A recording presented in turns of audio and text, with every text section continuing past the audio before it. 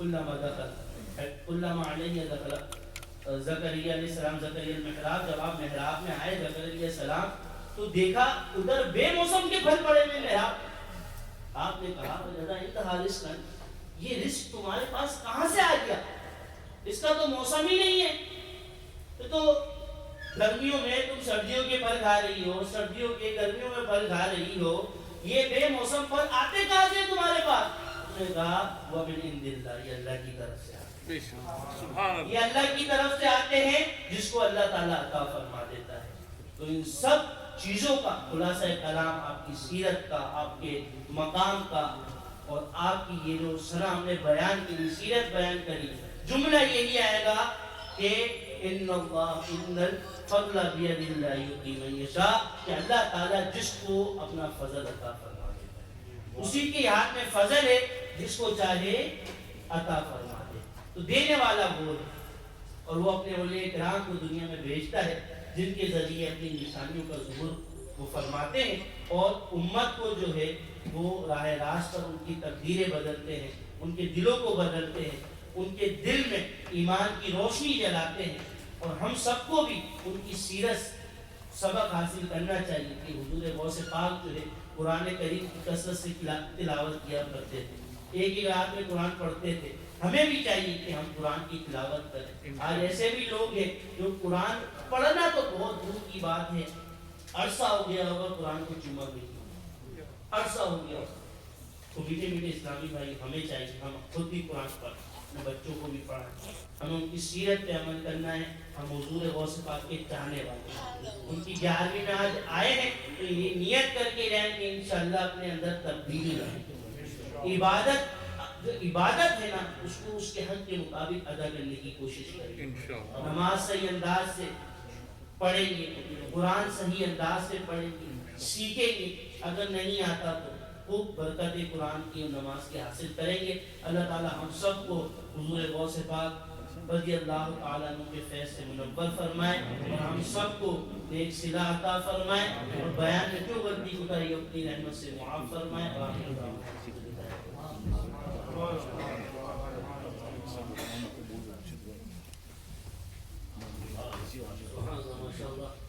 ابھی اور حضور غوث پاک کی سیرت اور کرامات سے بات کر رہے ہیں۔ ایک بات میں کر کے گزر جانا چاہتا ہوں، اور اس کے بعد اپنے مہمان خصوصی حضرت حافظ قاری عبدالرحیم صاحب کو آپ کے سامنے پیش کرتا ہوں۔ یہاں اصل میں ماں بہنیں بھی ہیں، بچے بھی ہیں، اور ہمارے بزرگ بھی ہیں۔ اس حوالے سے غوث پاک کی ایک بات میں آپ کے سامنے پیش کرتا ہوں شارٹ میں، کہ حضور غوث پاک رضی اللہ تعالیٰ کئی سال بغداد میں تعلیم حاصل کرنے کے بعد جب ماں کی محبت دل میں انگڑائی لیتی ہے تو آپ سوچتے ہیں چلو ماں سے ملاقات کر کے آئیں۔ بہت دور سے اور کئی روز کے سفر سے آپ گھر پہنچتے ہیں، شام کا رات کا وقت ہے، آپ دروازہ کھٹکھٹاتے ہیں، اندر سے آواز آتی ہے، کون؟ میں عبد القادر۔ کون عبد القادر؟ ماں تیرا بیٹا عبد القادر۔ آپ غور کریں کہ آپ کتنا حسین اور بچپنے سے آپ کی کرامت ظاہر ہو رہی تھی، اور سب کو معلوم تھا کہ آپ بچپنے سے اللہ تبارک و تعالیٰ پیدائشی ولی عطا فرمایا۔ اتنا عظیم بچہ جب آواز لگاتا ہے کئی سالوں کے بعد کہ میں آپ کا بیٹا عبد القادر، تو اندر سے آواز آتی ہے، بیٹا کیا تیری تعلیم پوری ہو گئی؟ آج ہم غوث پاک کے ماننے والے ہیں اور تعلیم سے کتنی دور ہیں۔ قرآن کی تلاوت ہم نہیں کر رہے، نماز ہم نہیں پڑھ رہے، قرآن کے علم میں کچھ بھی نہیں، ہمیں قرآن پڑھنے تک نہیں آتا، اور پھر غوث پاک کی غلامی میں شامل ہونا چاہتے ہیں۔ غوث پاک رضی اللہ تعالیٰ کی وعدہ پوچھتی ہیں کیا تمہاری تعلیم پوری ہو چکی؟ انہوں نے عرض کیا امی حضور نہیں ابھی باقی ہے۔ تو بیٹا جا، پلٹ جا، تیری میری ملاقات میدان محشر میں ہوگی۔ آپ غور کر دیکھے بھی نہیں کہ چلو ملاقات کو دیکھنے کر لیں، دیدار تو ہو جائے ایک دوسرے کی، نہیں کہیں ایسا نہ ہو کہ ماں کی محبت میں تعلیم ادھوری ہو جائے۔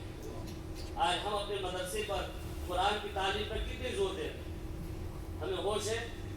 ہم تو دنیا میں لگے، یقیناً آپ سچے پکے غوث پاک کے غلام ہیں تو قرآن کی تعلیم قرآن کی تعلیم پہ زور دیں.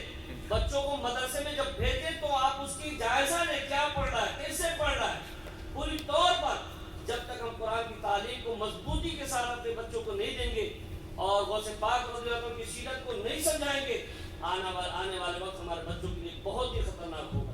لہٰذا اسپریچول سوسائٹی میں جو مدرسے چل رہے ہیں الحمدللہ اس کا سلیبس جو ہے اس میں آپ غور کریں تو پتہ چلے گا غوث پاک کی سیرت بھی موجود ہے, حضور صلی اللہ علیہ وسلم کی سیرت بھی موجود ہے اور تعلیم کا مکمل نظام یہاں پر چلتا ہے الحمدللہ.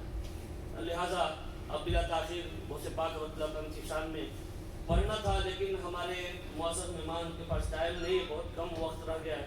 تو میں گزارش کروں گا حضرت حافظ و قاری عبدالرحیم صاحب قبلہ مدرسہ العالی مبلغ سنی دعوت اسلامی, وہ آئیں گے آپ کے سامنے اپنی پرمغز اور مدلل تقریر فرمائیں گے اور ہمارے دلوں کو روشن کریں گے. حضرت نام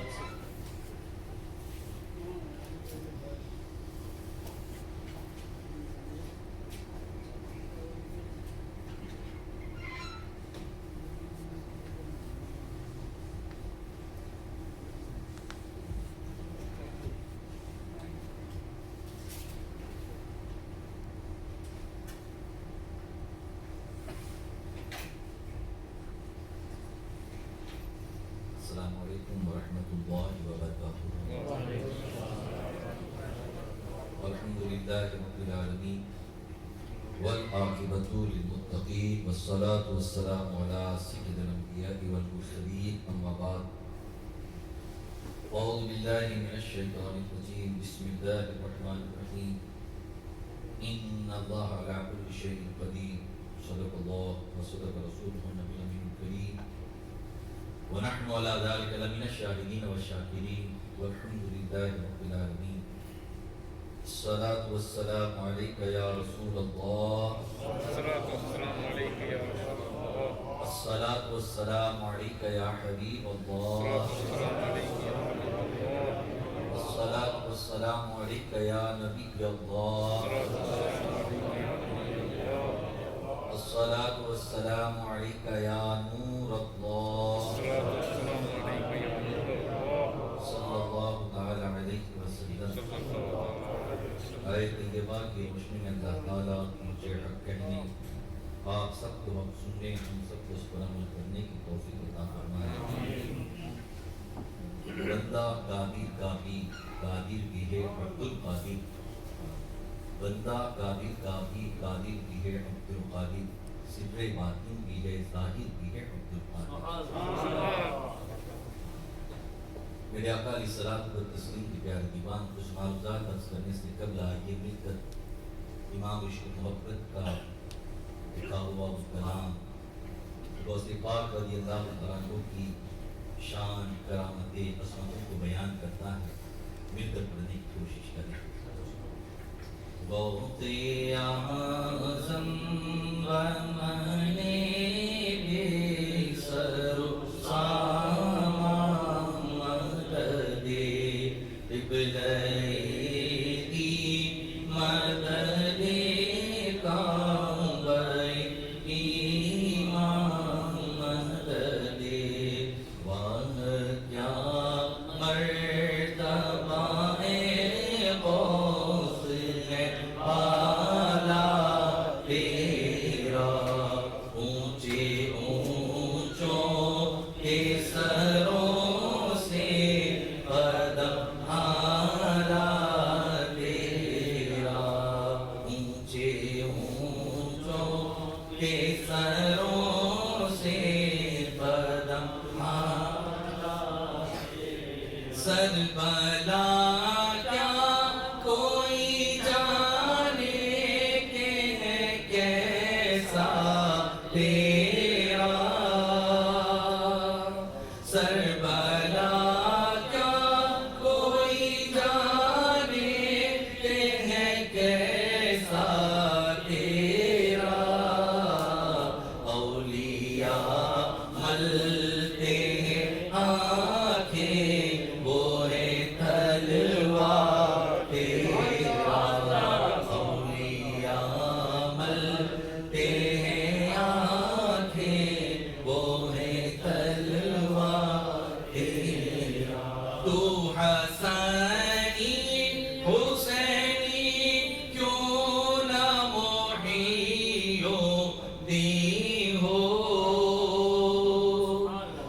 حسنی حسینی کیوں نہ محی دی ہو اے خضر مجمع بحرین ہے دریا تیرا اے خضر مجمع بحرین ہے دریا تیرا قسمیں دے دے کے کھلاتا ہے پلاتا ہے تجھے قسمیں دے دے کے کھلاتا ہے پلاتا ہے تجھے پیارا اللہ ہے تیرا چاہنے والا تیرا پیارا اللہ ہے تیرا چاہنے والا تیرا سارے اقطاب جہاں کرتے ہیں کعبے کا طواف سارے اقطاب جہاں کرتے ہیں کعبے کا طواف کعبہ کرتا ہے طواف در والا تیرا کعبہ کرتا ہے طواف در والا تیرا تجھ سے در در سے سگور سگ سے ہے مجھ کو نسبت تجھ سے در در سے سگور سگ سے ہے مجھ کو نسبت میری گردن میں بھی ہے دور کا دورہ تیرا میری گردن میں بھی ہے دور کا دورہ تیرا اے رضا یوں نہ بلج تو نہ ہو جید تو صحیح اے رضا یوں نہ بلج تو نہ ہو جید تو صحیح سیدی جیدی ہر دہر ہے مولا تیرا کیا مرتبہ ہے بہت ہے بالا تیرا اونچے اونچوں کے سروں سے قدم آلا تیرا درود شریف پڑھ لے محبت کے ساتھ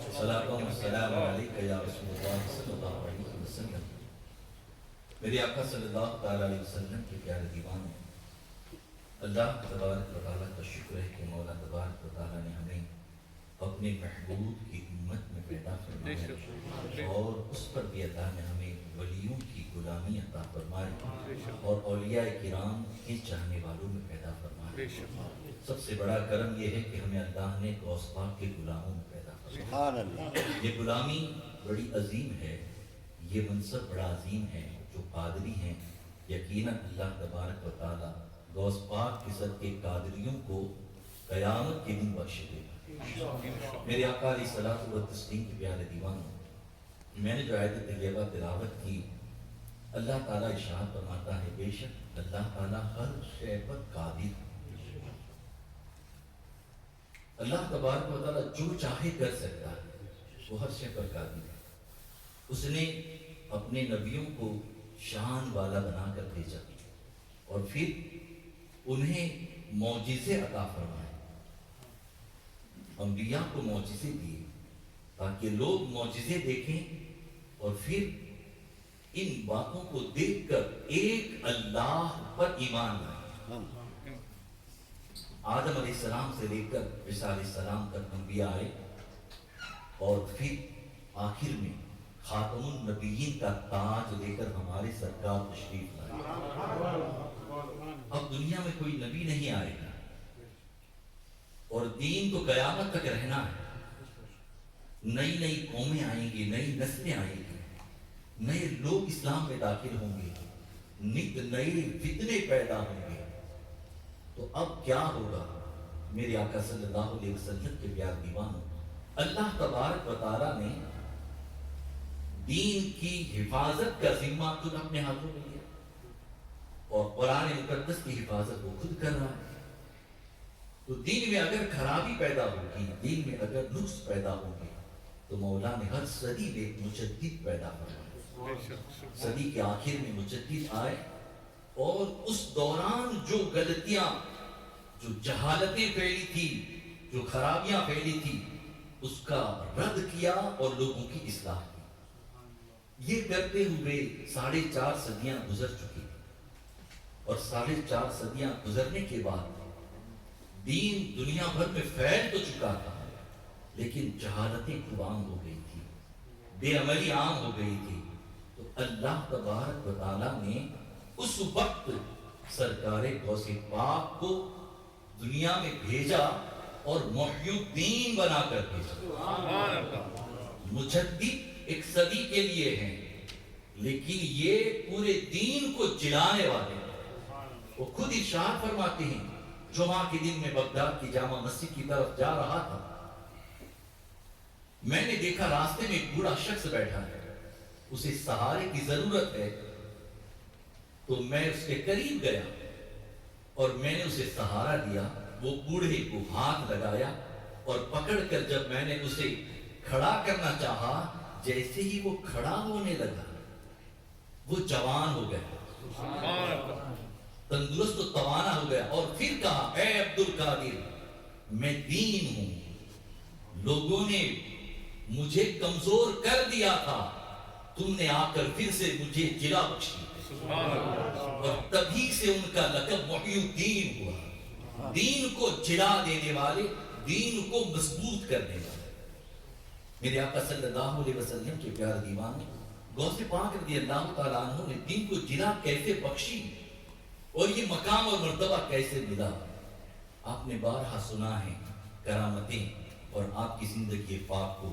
آپ تو مادر ذات بنی ہیں، آپ کی ولایت کے چرچے پیدا ہونے سے پہلے ہی ہے۔ آپ کی بشارتیں حضور نے آپ کے والد ماجد کو عطا کی ہیں۔ اللہ تبارک و تعالیٰ نے وہ شان والے ولی ہمیں عطا فرمائے کہ اگلی امتوں میں بھی بہت سارے اولیاء ہوئے، آصف بن برکھیا جیسے، جن کا ذکر بھی سنا آپ نے، پلک جھپکتے میں ہزاروں میل دور کا تخت لا کر رکھ دیا، جن کا ذکر قرآن شریف میں ہے۔ سمعون جیسے عبادت گزار بھی ہوئے، لیکن جو مقام اور مرتبہ اللہ تعالیٰ نے غوث پاک کو دیا، وہ اگلی امت کے کسی ولی کو نہیں عطا فرمائے، وہ شان عطا فرمائے۔ مگر یہ ملا کیسے، یہ ہوا کیسے؟ اس کے لیے بڑی جد و جہد کی ہے۔ بچپن ہی سے علم کی طرف راغب تو تھے۔ شان تو یہ ہے کہ اعلیٰ حضرت نے فرمایا، سارے اقطاب جہاں کرتے ہیں کعبے کا طواف، اور کعبہ کرتا ہے طواف درے والا تیرا۔ ایک مرتبہ قافلہ جا رہا تھا مکہ شریف، اور آپ کو جانا تھا، والدہ نے روکا، ابھی چھوٹا ہے، بچپن ابھی نہیں جاؤ گے، اور تڑپ اتنی زیادہ تھی کہ پھر اللہ تبارک و تعالیٰ نے، آپ خود فرماتے کہ میں گھر سے باہر نکلا، ایک بیل کی طرف پیچھے جانے لگا، بیل نے پلٹ کر کہا، عبد القادر تم اس لیے نہیں ہو کہ میرے پیچھے آؤ، کھیل کود کرو۔ اور پھر میں پلٹ گیا، گھر آیا، گھر کی چھت پر کھڑا ہوا، وہیں سے میں نے عرفات کو دیکھا، وہیں سے عرفات کو دیکھا، اور پھر اسی تڑپ کو لے کر کے والدہ سے اجازت لے کر بغداد معلیٰ کی طرف روانہ ہو جاتے ہیں۔ میرے آقا صلی اللہ علیہ وسلم کے پیارے دیوانوں، وہ کبھی جھوٹ نہیں بولیں گے. وہ تو پیدائشی ولی ہیں, اور جو ولی ہوتے ہیں اللہ انہیں محفوظ رکھتا ہے. اور والدہ بھی ولیہ ہیں. والدہ کو پتا ہے میرا عبد القادر کبھی جھوٹ نہیں بولا ہے. آج پیرنٹس یہاں پر ہیں, اس لیے میں یہ بات پھر سے دوہرا رہا ہوں. پھر بھی جب 18 سال کی عمر میں سرکار بغداد کہتے ماں میں آگے پڑھنے کے لیے جانا چاہتا ہوں, مجھے بغداد شریف جانا ہے. اس وقت بغداد معلیٰ مرکز تھا علم کا, بڑے بڑے علماء فقہاء وہیں پر تھے. تو جب آپ نے کہا, والدہ نے اجازت دی اور ایک نصیحت کی, بیٹا عبد القادر ہمیشہ سچ بولنا. اس نصیحت کو یاد کر لو, خود بھی اور اپنی اولاد کو. اسے جب ہم کہیں بھیجیں تو اسے یہ کہیں کہ بیٹا ہمیشہ سچ بولنا. ایسا نہیں ہو رہا ہے. ہم نے اپنی ہی اس تعلیم کو شاید پشے پشت رکھ دیا. اس طرف ہماری توجہ نہیں ہوتی ہے کہ ہم اپنی اولاد کو سچ بولنے پر آمادہ کریں, اسے سمجھائیں سچ کی برکتیں. تو یہ نصیحت تھی غوث پاک کے لیے تو تھی, لیکن وہ ولیہ ہیں نا, انہیں پتا ہے کہ میرا بیٹا کون سے مقام پر پہنچے گا, اللہ نے اسے کیا مرتبہ دیا ہے, تو اس کے غلاموں کے لیے بھی یہ نصیحت بن جائے. سبحان اللہ. اس کے چاہنے والے بھی یہ نصیحت سنیں. میرے آقا صلی اللہ علیہ وسلم کے پیارے دیوانوں, مجھے یاد ہے جب ہم گجراتی اسکول میں پڑھتے تھے, 4th میں ایک چیپٹر تھا یہ, عبد القادر نام کا ایک سچا لڑکا. وہ پڑھایا جاتا تھا پہلے اسکولوں میں. کیا ہم اپنے گھر میں نہیں پڑھا سکتے؟ کیا ہم اپنے بچوں کو نہیں یاد دلا سکتے؟ تو یہ تعلیم تھی. پھر جب وہاں سے بڑے ہیں اور بغداد معلیٰ آئے ہیں, 18 سال کی عمر سے علم سیکھنا شروع کرتے ہیں, 30 سال تک علم حاصل کیا. اس دوران بے شمار واقعات ہوئے, لیکن میں ایک واقعہ بتاؤں. آپ نے کتنی جد و جہد کی علم کے لیے, دین کے لیے. فرماتے ہیں خود کہ بغداد معلیٰ میں سوکھا پڑا تھا, بارش نہیں ہوئی تھی. لوگ اناج کے لیے بہت پریشان تھے, ایک دانے کے لیے پریشان تھے. میں نے بھی 20 دن ہو گئے کچھ نہ کھایا کچھ نہ پیا. اب مجھے چکر سے آنے لگے. تو میں نے سوچا خراسان کی پہاڑیوں کی طرف جاؤں, جہاں لوگ اپنے گھر کا سبزی کے چھلکے اور دیگر چیزیں ڈالتے ہیں. تو وہاں جا کر کے وہ سبزی کے چھلکے ہی مل جائیں تو کچھ پیٹ کی آگ کو ٹھنڈی کر سکوں. خود جاتے ہیں تو کیا دیکھتے ہیں, وہاں پہلے ہی سے 70 ابدال بیٹھے ہوئے ہیں, 70 ابدال. وہ بیٹھے اسی انتظار میں کہ کوئی کچھ آ کر ڈالیں سبزی کے چھلکے, ہم اٹھا کر کھا لیں. غوث پاک سرکار فرماتے ہیں اب مجھے ہوا کہ یہ تو مجھ سے زیادہ حقدار ہے. میں وہاں سے پلٹ آیا, نہ ٹھہرا. اب بھوک کی شدت اتنی بڑھ گئی کہ مجھے چکر آنے لگے اور میں گر جاتا. تو راستے میں گرنے کے بجائے میں نے سوچا کسی مسجد میں چلا جاؤں. تو ایک قریب مسجد تھی, میں سیدھا مسجد کے اندر گیا. کیا دیکھا, ایک نوجوان بیٹھا ہے, بھنا ہوا گوشت ہے اس کے پاس اور روٹیاں ہیں. جیسے میں اندر داخل ہوا, اس نوجوان نے مجھے کھانے کی دعوت دی کہ بھائی آ جاؤ, شامل ہو جاؤ. میں نے انکار کیا. اس نے ضد کی, کھا لو بھائی, انکار نہ کرے, آ جاؤ شامل ہو جاؤ. تیسری مرتبہ کہا تو میں شامل ہو گیا. ابھی بیٹھا ہی تھا, کھانا شروع نہیں ہوا تھا کہ اس نے پوچھا میں گیلان سے آیا ہوں اور یہاں پر میں اپنے کام کے لیے آیا تھا, تو میرے ساتھ ایک عبد القادر کی والدہ نے ان کے لیے سونا بھیجا ہے. آپ انہیں جانتے ہیں, وہ غوث پاک ہی تھے. اس زمانے میں سونا بھیجتے تھے کیونکہ ایک دوسرے ملک کے سکے کرنسی چینج کرنے کا کوئی سسٹم نہیں تھا. بادشاہ اپنا اپنا سکہ چلاتے تھے, تو لوگ سونا لے کر جاتے تھے, وہ ہر جگہ بک جاتا تھا. آپ کی والدہ نے بھی سونا بھیجا، میرے عبد القادر کو سونا دے دینا خرچ کے لیے۔ آپ نے فرمایا میں بھی ہوں عبد القادر۔ اب سنو، وہ شخص کہتا ہے آپ ہیں تو پھر سنو میرے بھائی، یہ کھانا میرا نہیں ہے، آپ کا ہے۔ وہ کیسے کہ آپ کی والدہ نے آپ کے لیے میرے ساتھ سونا بھیجا، میرے اپنے پیسے خرچ ہو گئے، میرے پاس کچھ نہ رہا، تو اب میں بھوکا ہوا تو میں نے نہ چاہتے ہوئے بھی اس سونے میں سے تھوڑا بیچ کر یہ کھانا لیا ہے، تو میرا نہیں آپ کھا رہے ہیں، آپ کا میں کھا رہا ہوں۔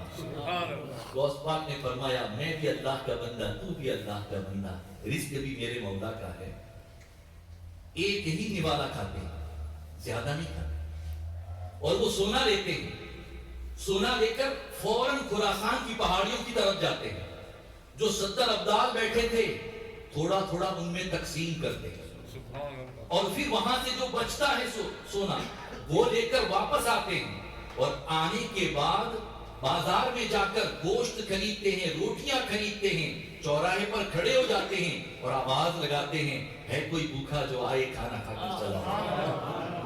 20 دن کے بھوکے ہیں، ایک ہی نوالا کھایا، اپنی والدہ کے بیٹوں پہ سونے کو تمام میں تقسیم کر دیا، اور پھر جو بچا تھا اس کا کھانا لے کر بھی کھلا دیا۔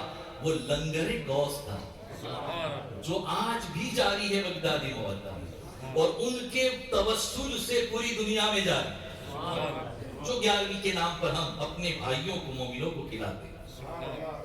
غوث پاک سرکار نے فرمایا میں نے نیکیوں کے دفتر کو اوپر سے نیچے سب جگہ سے دیکھ لیا، کھلانے سے بڑی میں نے کوئی نیکی نہیں۔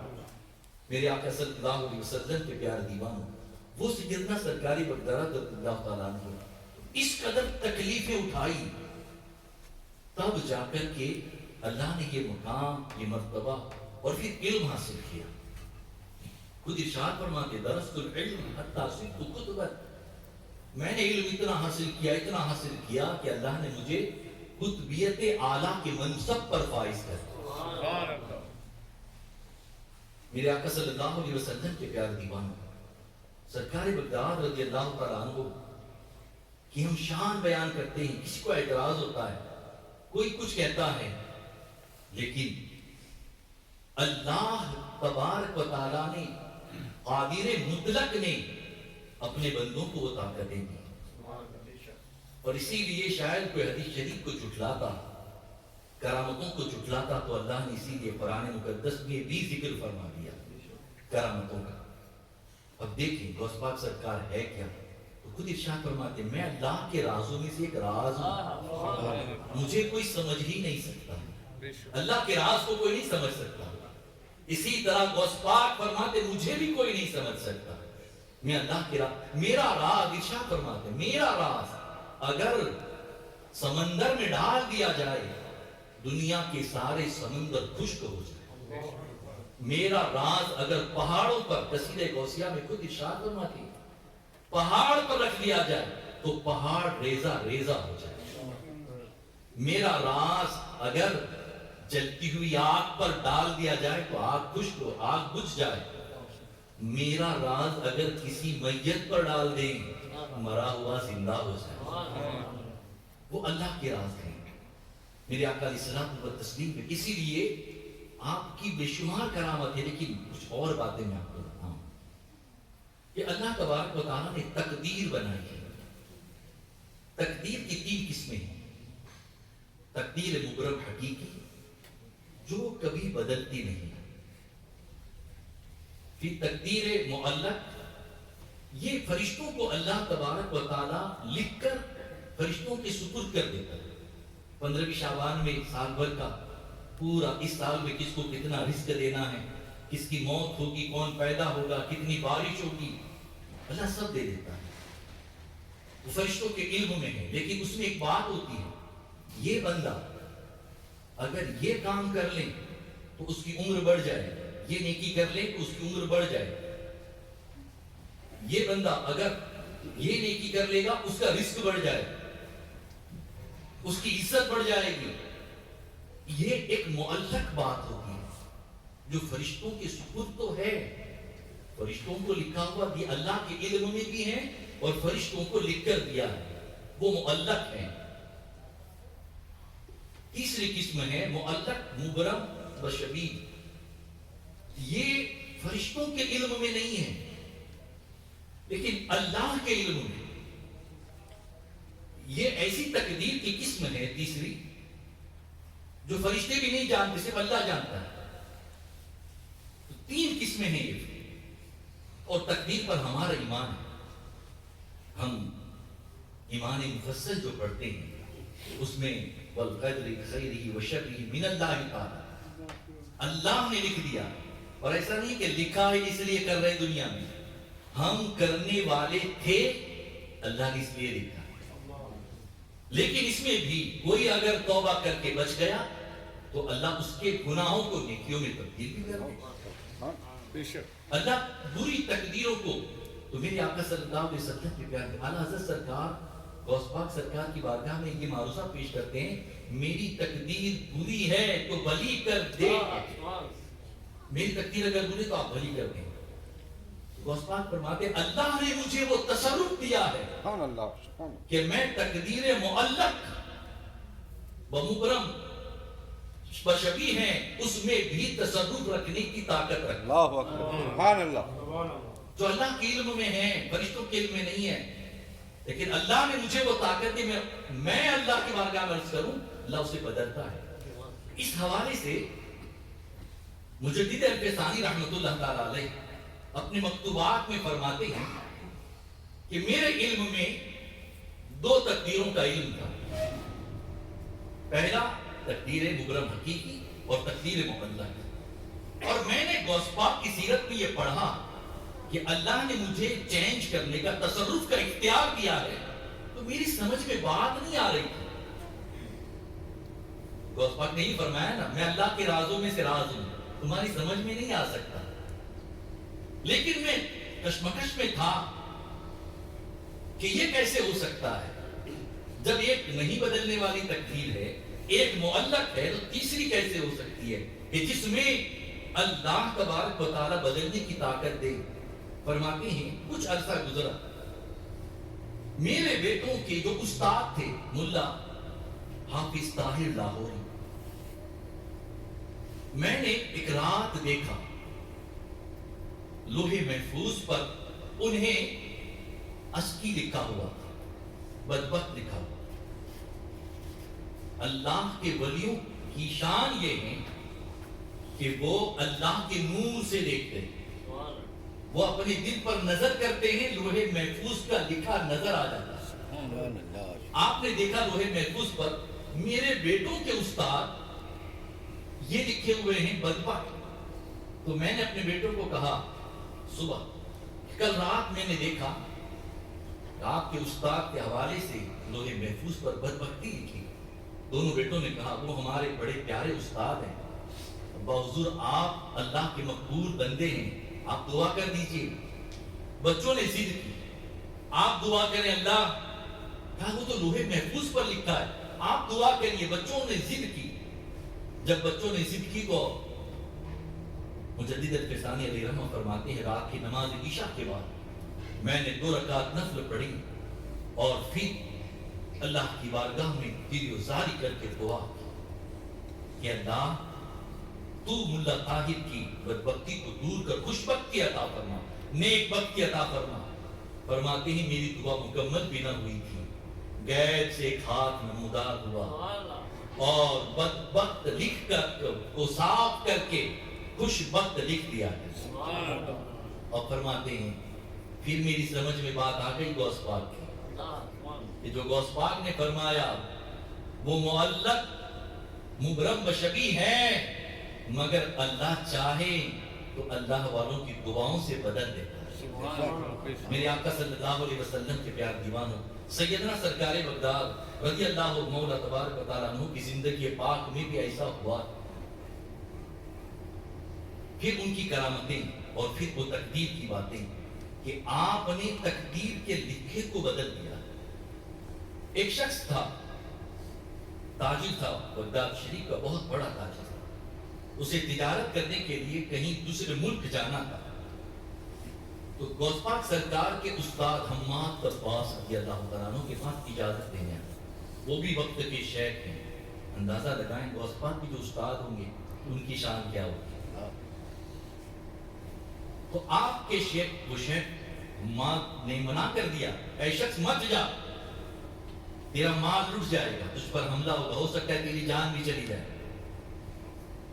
مگر اسے جانا تھا سفر میں، کشمکش میں تھا، اسے تجارت بھی کری تھی، منافع بھی کرا کہ اس سفر میں زیادہ منافع ملے گا. تو پھر وہ جب نکلا تو راستے میں غوث پاک مل گئے. غوث پاک ملے تو کہا حضور میں فلاں شہر فلاں ملک میں اپنا مال لے کر جانا چاہتا ہوں، دعا کیجیے کہ اللہ تیرا سفر کا آسان کرے، کامیاب کریں، تجھے اللہ تبارک و تعالیٰ حواصلہ سے محفوظ رکھے. غوث پاک نے کہہ دیا، چلا گیا. اب ہوا ایسا کہ وہ جب اپنا مال فروخت کر دیا اسے خوب منافع ملا اور اپنی منافع والی سونا مہر کی ٹھیلی کو لے کر ایک مقام پر رکھتا ہے اور سو جاتا ہے. جب وہ سوتا ہے تو اب خواب آتا ہے. خواب میں ڈاکوؤں نے حملہ کر دیا، پورا مال لوٹ لیا اور اسے بھی قتل کر دیا. اور پھر جب خواب مکمل ہوا، آنکھ کھلی تو کہا میں تو صحیح سلامت ہوں، یہ تو خواب تھا. ہوتا ہے نا جب ہم کوئی خواب دیکھتے ہیں اور کوئی بھیانک چیز دیکھتے ہیں تو اٹھنے کے بعد شکر ادا کرتے ہیں نا کہ نہیں ایسا نہیں ہوا، یہ تو خواب تھا. پھر جو جہاں پر اس نے اپنی تھیلی رکھی تھی وہ بھی سلامت تھی، وہ لے کر پھر آ گیا. جیسی بغداد شریف آیا، آ کر سوچا پہلے شیخ حماد سے ملوں کہ غوث پاک سے ملوں، کس سے ملوں، کیونکہ ایک طرف منع کیا گیا تھا اور ایک طرف جانے کی دعائیں ملی تھی. پھر سوچا میں شیخ کے پاس ہی چلا جاتا ہوں. شیخ حماد کے پاس جب وہ پہنچا شخص تو آپ نے فرمایا، ارے وہ نادان، میں نے تجھے منع کیا تھا تو گیا، تیری وجہ سے غوث الثقلین رضی اللہ مولا تبارک و تعالی عنہ نے اللہ کی بارگاہ میں کتنی دعائیں کی، انہیں مشقت میں ڈال دیا. جا کر پہلے ان کا شکر ادا کر. جب وہ غوث پاک کی بارگاہ میں آتا ہے تو غوث پاک فرماتے ہیں شیخ نے حق فرمایا، تو چلا گیا لیکن پھر تقدیر میں دیکھا کہ تیرے مال کو لٹنا بھی ہے اور تیری جان پر بھی خطرہ ہے. میں نے 70 مرتبہ اللہ کی بارگاہ میں دعا کی اور پھر اللہ تعالیٰ نے حقیقت میں ہونے والے پورے معاملے کو خواب میں تبدیل کر دیا. لٹتا مال دکھا صحیح تجھے مگر وہ حقیقت ہونے والا تھا، اسے خواب میں تبدیل کر دیا. یہ غوث پاک کی شان ہے کہ آپ کی دعاؤں سے اللہ تعالیٰ حقیقت میں ہونے والی چیزوں کو خواب میں تبدیل کر دیا. ایسا ہی ایک مرید آیا، حضور میں نے کل رات بڑا بھیانک خواب دیکھا، 70 مرتبہ مجھے احتلام ہوا اور ہر مرتبہ کوئی نئی عورت ہوتی تھی جس کی بنیاد پر مجھے لگتا ہے کہ مجھ پر کوئی آسیب ہے، کوئی جادو ہے، کیا ہے. غوث پاک مسکرا اور پھر کہتے ہیں کل رات میں نے تیری تقدیر دیکھی لوہے محفوظ پر، تیری تقدیر میں 70 مرتبہ زنا کرنا لکھا. تو میں نے رب کی بارگاہ میں عرض کی مولا میرا غلام اور گناہ کرے اور پھر گناہ کر کے جہنم پہ جائے، یہ کیسے ہو سکتا ہے. میں نے تیرے لیے دعا کی، اللہ نے اس تقدیر کو بدل دیا. حقیقت میں ہونے والے گناہوں کو اللہ نے خواب میں بدل دیا. یہ غوث پاک ہے، یہ ان کی شان ہے. میرے آقا صلی اللہ تعالیٰ علیہ وسلم کے پیارے دیوان، لیکن فرامین بھی بڑے پیارے ہیں آپ کے. ہم ہمیشہ آپ کے اقوال کو بھی سمجھنے کی کوشش کریں. آپ کے جو خطبات ہیں بڑے پیارے ہیں اور بے شمار ہیں، کتابوں میں موجود ہیں آپ کے خطبات جو آپ نے بغداد شریف کی جامع مسجد میں لوگوں کی اصلاح کی. ابھی آپ نے سنا آپ بیان کرتے تھے تو 1-1 لاکھ کا مجمع ہوتا تھا. یہ مائک سسٹم نہیں تھی نا، بجلی بھی نہیں تھی، کچھ نہیں تھا، لیکن پہلے والا جیسا سنتا تھا آخر والا ویسا ہی سنتا تھا. سب کے کانوں میں برابر آواز وہی بات جو سرکار نے حجت الوداع کے موقع پر 1 لاکھ سے زیادہ صحابہ کو جب خطبہ دیا تو سب نے برابر سنا. آپ کے لگتے جگر کو بھی اللہ نے وہی شان عطا فرمایا. مصطفیٰ کے تنے بے سائے کا سایہ دیکھا, جس نے دیکھا میری جان جلوہ زیبا ہے.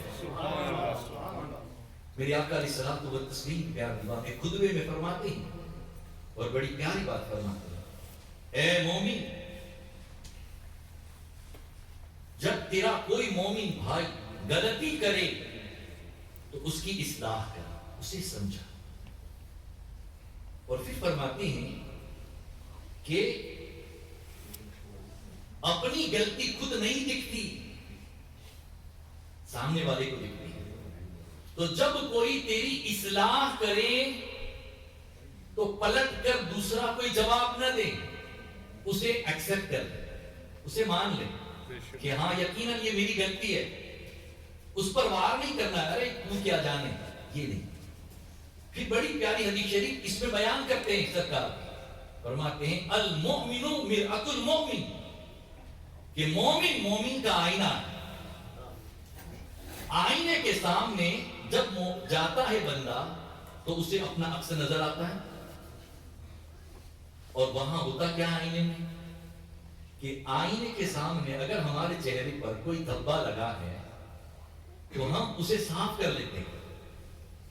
ہم آئینے کو برا نہیں کہتے, اس کا قصور نہیں نکالتے, یا آئینے کو پھوڑ نہیں دیتے کہ تو نے میرے چہرے پر دھبا کیوں دکھایا. اسی طرح مومن, جب مومن کا آئینہ ہے تو آئینے کے سامنے جب جائیں گے اور آئینہ دکھائے کہ یہ تیری غلطی ہے, تو اسے ہمیں اپنی غلطی کو دور کرنا ہے, اس کا شکریہ ادا کرنا ہے, اسے بھلا برا نہیں کہنا ہے, یا اس کے جانے کے بعد جانے دو یار اس کی تو عادت یہ ہے تو لوگوں کو ٹوکتا رہتا ہے. ایسا نہیں ہے, بلکہ ہر مومن کے لیے لازمی ہے تأمرون بالمعروف, کہ لوگوں کو بھلائی کی دعوت دے ونہی عن المنکر, اور لوگوں کو برائی سے روکے. غوث پاک سرکار کی یہی تعلیم ہے کہ مومن مومن کا آئینہ ہے. مومن میں کوئی کمی دکھے, کوئی کمزوری دکھے, کوئی خرابی دکھے تو اس کو بتانا ہے. اب یہاں پر ایک بات یہ بھی بتاؤں, آئینے کے سامنے ہم جب جاتے ہیں تو ہم ہی دکھتے ہیں, کوئی دوسرا نہیں آتا. تو آئینہ ہمیں اپنا ہی دکھاتا ہے, کسی کا نہیں دکھاتا. ہم آئینے سے ہٹ گئے, کوئی اور آ گیا تو وہی دکھے گا. تو اسی طرح مومن مومن کا آئینہ ہے, تو آئینے کو چاہیے جس کا نقص ہے اسی کو دکھائے, دوسرے کو نہ دکھائے. اس کو ذہن میں رکھیں, آئینے کا کام اسی کو دکھانا ہے, دوسرے کو نہیں. تو میرے آقا صلی اللہ علیہ وسلم کے پیارے دیوانوں, اگر کسی مومن میں کوئی نقص ہے, کوئی کمزوری ہے, کوئی عیب ہے, تو ہمیں کسی دوسرے کو نہیں بتانا ہے کہ وہ ایسا ہے, ہمیں اسی کو بتانا ہے کہ تیرے اندر یہ کمی ہے. آقا صلی اللہ علیہ وسلم نے فرمایا مومن مومن کا آئینہ ہے, تو آئینے کا کام اسی کو دکھانا ہے جو اس کے سامنے آئے, دوسرے کو نہیں ہے. اور ہوتا کیا ہے ہمارے یہاں, اکثر کچھ سنا آپ نے اور وہیں سے سٹارٹ ہوتا ہے, اور پھر وہ پوری داستان, اور پھر ایک نے کچھ اور کہا اور دوسرا کچھ بڑھا کر, تیسرا کچھ اور کر. اے ایمان والے, میرے آقا صلی اللہ علیہ وسلم کے پیار دیوان, آقا کریم کا فرمانے عالی شان ہے کہ جس کسی بندے مومن نے اپنے مومن بھائی کے عیب کو دیکھا تو اس کو بیان کرے, اسی کو کہے, کسی اور کو نہ کہے. اگر اسی طرح کسی کے عیب کو کسی مومن نے چھپا دیا, لوگوں میں ظاہر نہ ہونے دیا, آقا فرماتے ہیں جو دنیا میں اپنے مومن بھائی کے عیبوں کو چھپا دیتا ہے, اللہ قیامت میں اس کے عیبوں پر پردہ ڈال دے گا. پورے لوگوں کے سامنے میدان محشر میں اللہ اسے رسوا ہونے سے بچائے. اور اگر کسی میں کوئی برائی ہوگی, وہ کسی کو کہیں گے وہی تو غیبت ہے, نہیں ہوگی اور کہیں گے یہ تو بہتان ہے، تو اس سے بھی بڑا گناہ ہے۔ میرے آقا علیہ الصلوۃ والتسلیم کی پیار، یہ ہمارے غوث پاک کا خطبہ ہے کہ مومن کا آئینہ ہے۔ جب کوئی بندے مومن تمہاری اصلاح کرے، تمہارے سامنے آئے، تمہیں کچھ کہے، تو تمہیں اس بات کو ادب سے سن لینا ہے اور پھر ہو سکے تو اس پر عمل کرنا ہے، نہ کہ اس کے سامنے پلٹ کے جواب دینا۔ اور آقا کی حدیث شریف کو یاد رکھے، مومن کا آئینہ ہے۔ مومن میں کوئی عیب ہے اسے ہی بتا دے، کسی اور کو نہ بتاؤ۔ میرے آقا نے یہ کتنا پیارا دین ہے ہمارا کہ ایک دوسرے کی عزت کا خیال بھی کیا جائے، ایک دوسرے کی رسپیکٹ کی جائے، ایک دوسرے کو عزت سے دیکھا جائے اور اس کی عزت کو بحال کیا جائے۔ اصلاح کرنا اسی کو کہتے ہیں میرے آقا صلی اللہ علیہ وسلم کے پیار دیوانوں۔ اور پھر آخر میں چلتے چلتے ایک بات پھر بات مکمل کروں کہ غوث پاک سرکار کو نماز سے بڑی محبت ہے، سبحان اللہ، بہت محبت، ہر ولی کو محبت ہے، ہر مومن کو محبت ہے۔ ہمیں بھی ایسا ہی بننا ہے۔ ہم غوث پاک کی محبت میں دم بھر رہے ہیں تو پھر ان کی مقدس زندگی پاک کی اس کوشش کو بھی دیکھیں جو آپ نے عبادتیں کی۔ 15 سال تک مسلسل ہر رات ایک قرآن شریف مکمل پڑھتے، 15 سال تک۔ ہم ایک پورا قرآن شریف تو ایک رات میں نہیں کر سکتے نا، کم سے کم ہم سورہ ملک تو پڑھ کر سو سکتے ہیں رات میں۔ اور یہ اتنی پیاری صورت ہے کہ آقا فرماتے ہیں اس کا نام جھگڑا کرنے والی صورت، فائٹ کرے گی فرشتوں سے۔ قبر میں فرشتے سوال و جواب کے لیے آئیں گے، رک جائیں گے، نہیں کرنے دوں گی۔ ہم اللہ کے حکم سے آئیں گے، ہمیں بھی اللہ کے حکم سے کھڑی، مجھے بھی تو اللہ نے ہی حکم دیا ہے کہ جو تیری تلاوت روزانہ سونے سے پہلے کرے، قیامت قبر میں اس کے لیے حفاظت کرنا، وہ سوال و جواب نہیں ہونے دے گی۔ کہ اللہ کا حکم ہوگا واپس آ جاؤ فرشتہ، مگر ڈیلی پڑھنا ہے ہمیں، 2 رکوع ایسے۔ تو غوث پاک تو پورا قرآن شریف مکمل کرے، ہم غلام کا 2 رکوع تو نہیں پڑھ سکتے۔ اور پھر روزانہ تلاوت ہو جائے گی گھر میں، کیا ہوگا اس سے؟ آقا کریم ارشاد فرماتے ہیں جس طرح زمین سے کھڑے ہو کر آسمان میں ہم دیکھتے ہیں تو ہمیں ستارے نظر آتے ہیں چمکتے ہوئے، اسی طرح آسمان کے فرشتے جب زمین پر دیکھتے ہیں انہیں وہ گھر چمکتا نظر آتا ہے جہاں روزانہ قرآن شریف کی تلاوت ہوتی ہے۔ وہ گھر نور سے چمکتا ہے جہاں روز تلاوت ہوتی ہے۔ ڈیلی تھوڑا بھی پڑھیں، ایک رکوع بھی پڑھیں، لیکن یہ عادت بنائیں اور نماز کے پابند بن جائیں۔ غوث پاک سرکار حنبلی مسلک کے، وہ حنبلی ہیں، وہ بڑا سخت ہے، ہم تو حنفی ہیں۔ اللہ ہزاروں رحمتیں نازل فرمائے ہمارے امام کے مزار مقدس پر کہ انہوں نے ہمیں بہت آسان کر کے مذہب عطا فرمایا، اور پوری دنیا میں زیادہ حنفی ہی ہیں لیکن وہ حنبلی ہیں۔ اور حنبلی مسلک میں غوث پاک سرکار فرماتے بے نمازی مر جائے مسلمانوں کے قبرستان میں دفن بھی نہ کرو، اسے کہیں اور کرو، اس کی وجہ سے دوسرے مردوں کو تکلیف ہو۔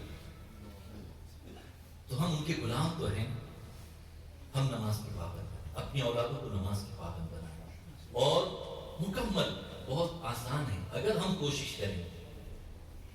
بندہ جب کوشش کرتا ہے نا اللہ کامیابی، لیکن نیت ہی یہ ہو میں دیر سے اٹھوں گا، پھر آنکھ کیسے کھلے گی؟ نہیں کھل سکتی۔ نیت نہ ہو تو پھر کامیابی کیسے ملے گی؟ تو اپنے اندر نیت پیدا کرے، اپنے اندر جذبہ پیدا کرے، غوث پاک کی مقدس سیرت کو اور مزید پڑھے اور ایمان کی تازگی کو مضبوط سے مضبوط کرنے کی کوشش کرے۔ اللہ مجھے آپ کو سب کو عمل کے توفیق عطا فرمائے۔ استغفر اللہ ربی من کل ذنب واتوب الیہ وما علینا الا البلاغ۔ السلام علیکم، صلاۃ و سلام علیکم۔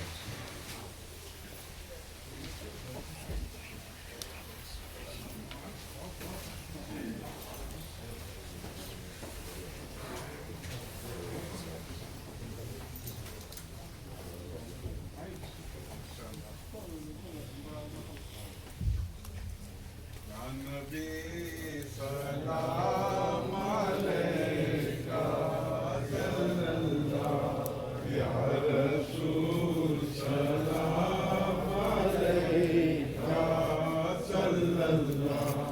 یا حبیب سلام علیکہ صلی اللہ صلوات